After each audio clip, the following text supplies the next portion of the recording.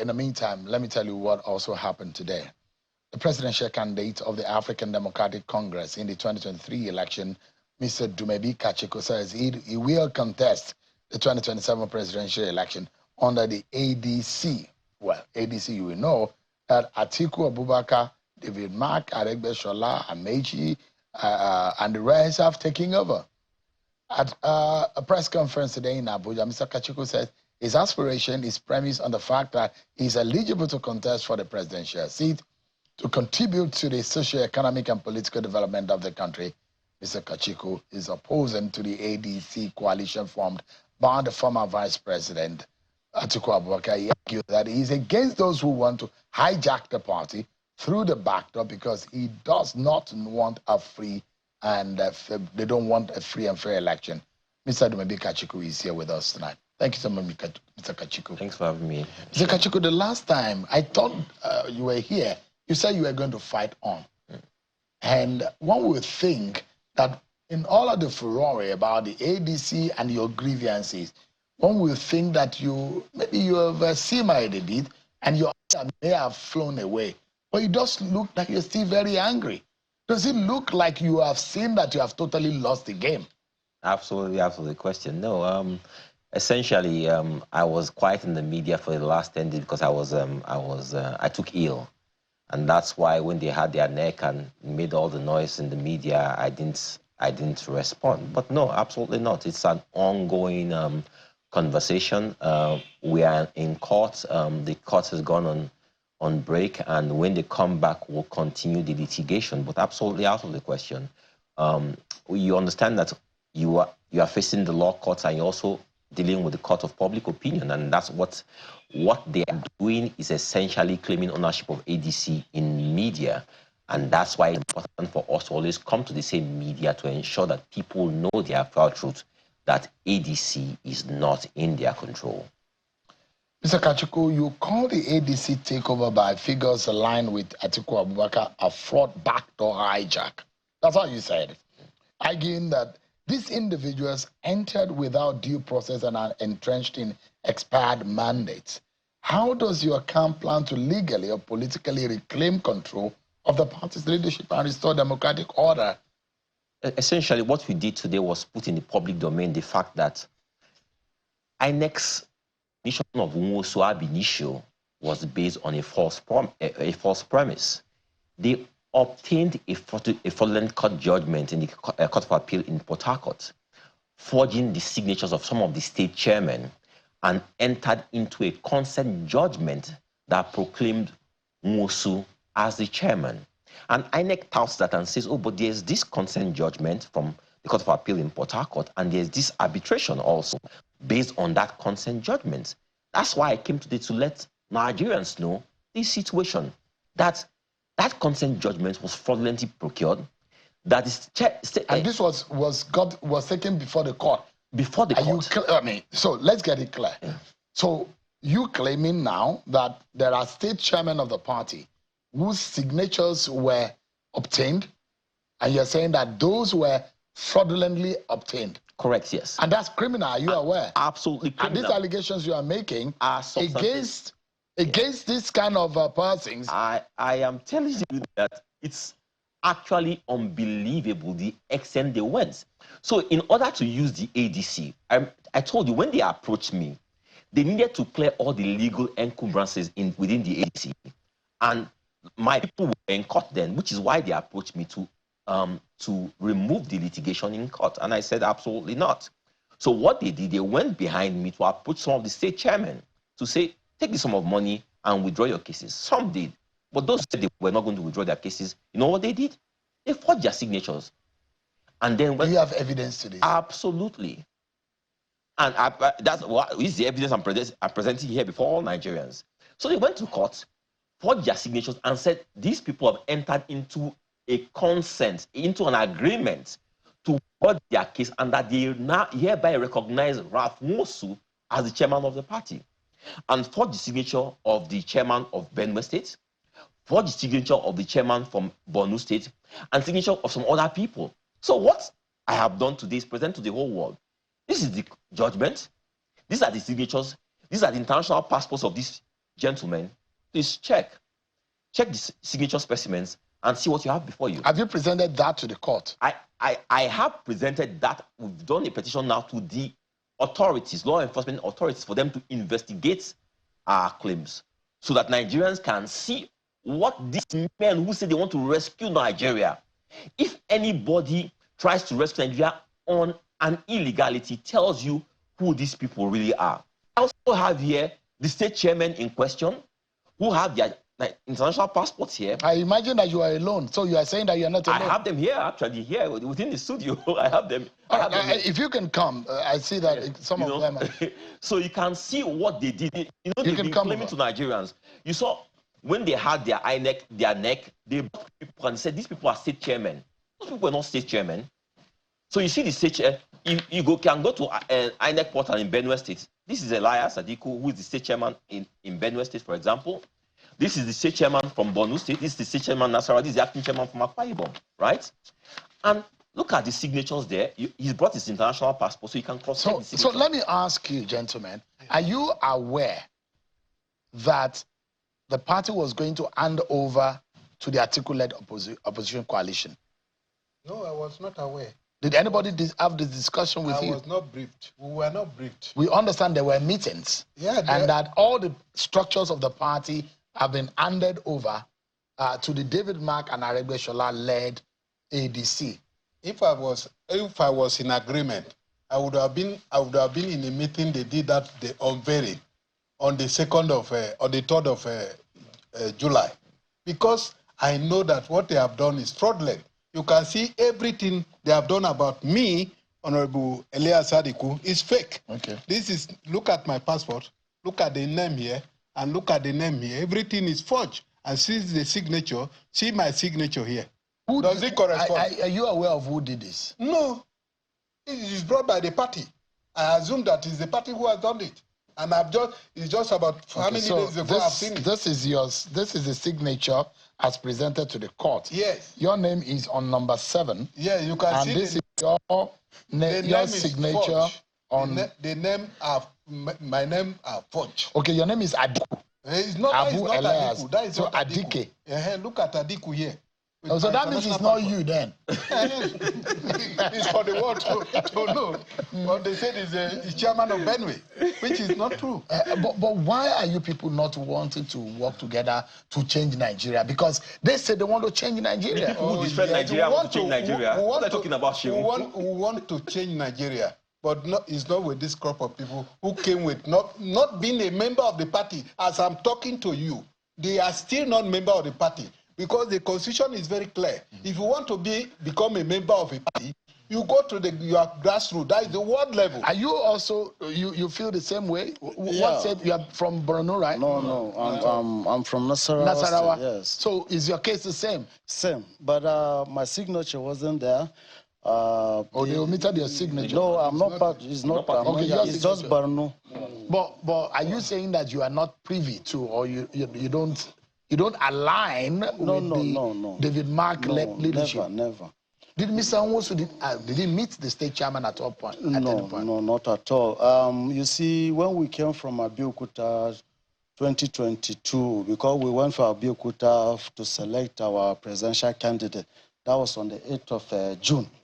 Then Dumebi Kachikwu happened to be one of those presidential candidates. So it was at that point, after that, we were thinking, after the primaries, Mr. Ralph Nwosu will organize a convention to bring in new leadership. So he didn't do that, but we tried to question him because there's a danger in it. If you don't change the leadership, even if Dumebi Kachikwu happened to be the presidential candidate taken to court, under litigation, under that, there's possibility that he will lose out.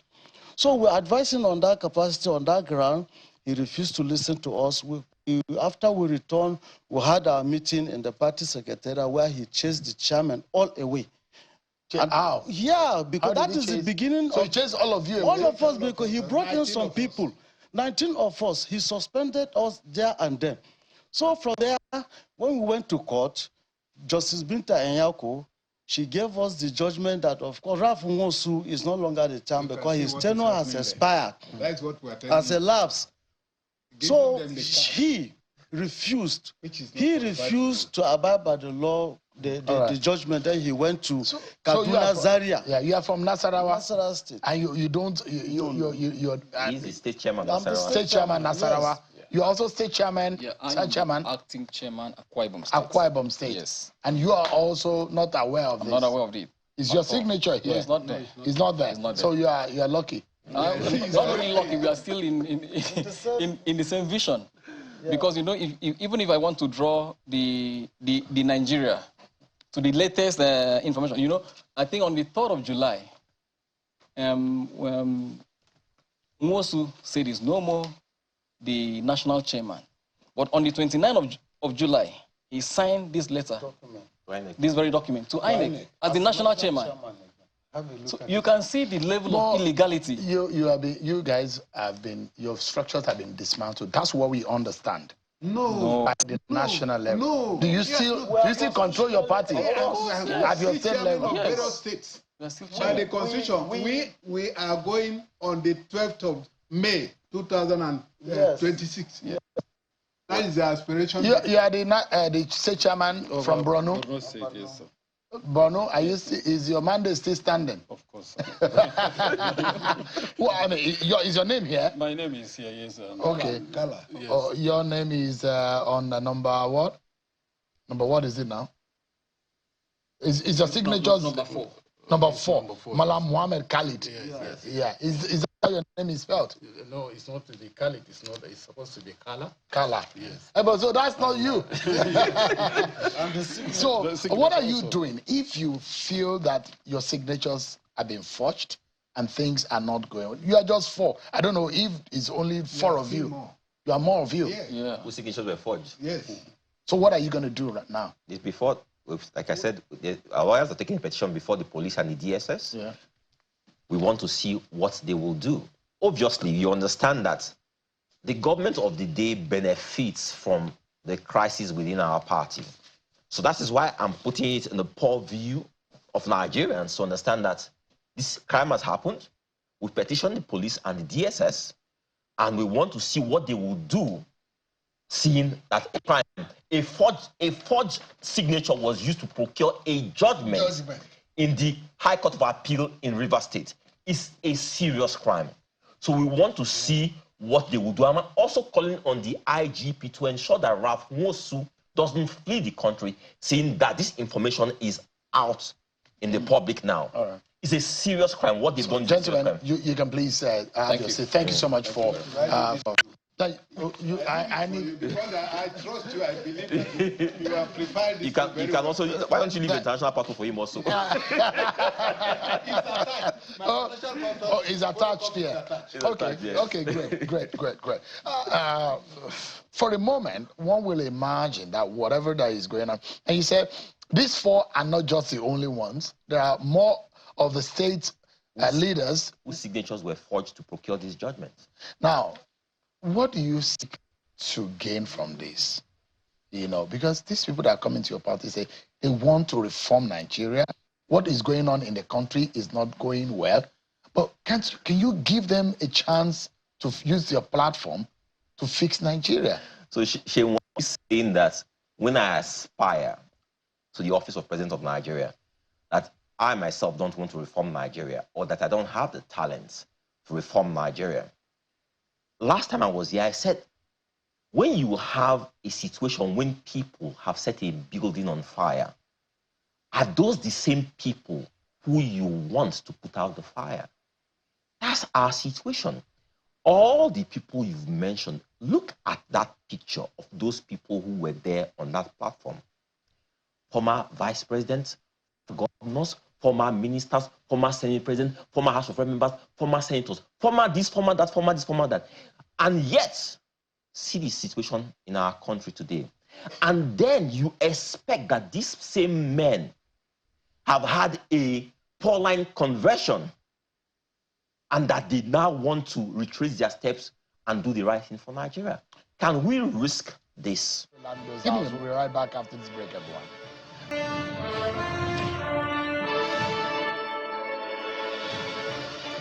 Thank you so much.